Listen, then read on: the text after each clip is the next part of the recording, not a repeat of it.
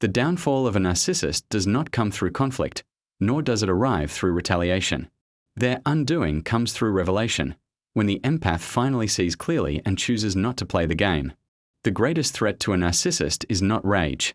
It is the absence of reaction. When silence is born not of defeat but of clarity, it becomes the ultimate act of power. Narcissists thrive on attention.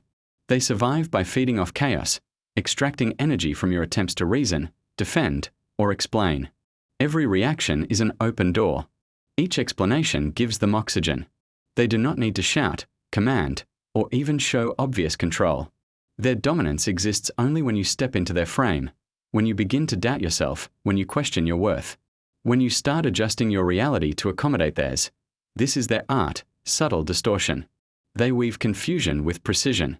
A compliment that feels sharp, a concern that carries hidden accusation, a gesture of care laced with control. They destabilize not to destroy immediately but to drain slowly.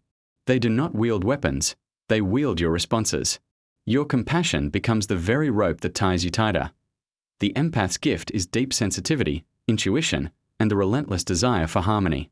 But these strengths become vulnerabilities when weaponized by a manipulator.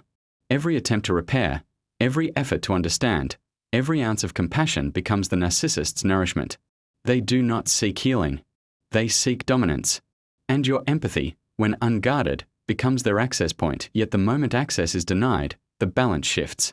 The narcissist does not fear anger. They fear indifference. They cannot tolerate silence that is final, silence that is grounded, silence that comes from a soul that no longer seeks validation. When the empath withdraws not in resentment but in sovereignty, the narcissist unravels. They will resist this shift. They will oscillate between idealization and degradation, between pleading and condemning. They will remind you of the intimacy once shared, feign victimhood, or offer promises of change. But all of it is bait, designed to draw you back into the cycle of reaction. The test is whether you still give them entry. True liberation begins the moment you stop explaining yourself to someone who does not want understanding.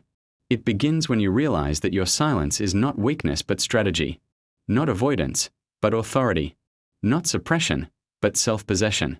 When you stop participating in their performance, the stage collapses. And without your audience, the narcissist is left with nothing but their own emptiness. Stillness is not the absence of strength. It is its highest form. Confrontation keeps the cycle alive. Withdrawal ends it. The empath does not win by louder arguments but by ceasing to argue at all. They win by protecting their nervous system, by reclaiming clarity, by restructuring their energy around boundaries forged not in anger but in reverence for self.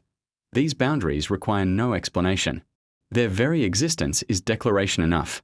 They are the wall that reminds the narcissist they no longer have access.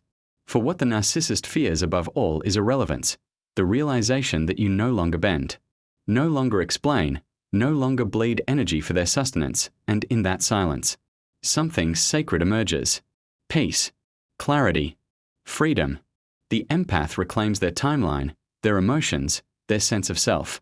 They stop contorting to fit someone else's delusion and step fully into their own truth. This is not about defeating the narcissist, it is about becoming unreachable to them. Because the real battle was never external. It was never in the shouting matches or the explanations offered at midnight. The battle was always internal, within the nervous system, within the breath, within the decision to no longer play. And the victory, the ultimate victory, is found in silence. When you arrive at that silence, you discover something profound. The narcissist no longer exists, not in your world. Their cycle collapses because you refuse to turn it. Their performance ends because you stopped being the audience. And what remains is peace. Your peace, the one thing they could never create, and the one thing they can never take away.